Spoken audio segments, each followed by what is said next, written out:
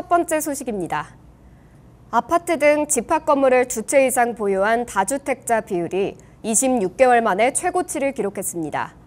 윤석열 정부 들어 부동산 시장 활성화 일환으로 규제를 대거 풀어주면서 다주택자의 부담을 덜어준 결과로 풀이됩니다.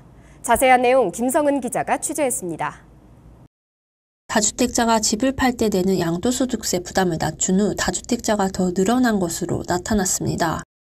법원 등기정보광장에 따르면 지난달 집합건물 다소유 지수는 16.37로 최근 2년 이래 최고 수준을 기록했습니다.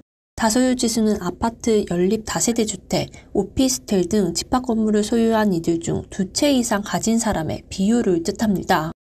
즉 100명 가운데 약 16명이 2채 이상을 소유하고 있는 것입니다.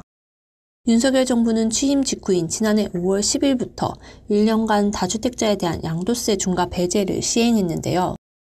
이는 내년 5월 9일까지 1년 연장됐습니다. 여기에 공시가격 하락과 종합부동산세율 인하로 다주택자가 내는 보유세도 크게 낮아졌습니다. 이렇다 보니 시장에 내놓는 매물을 회수하는 동시에 증여 움직임도 줄었습니다. 지난달 집합건물 증여 건수는 3천여 건으로 지난해 5월 대비 40% 줄었습니다.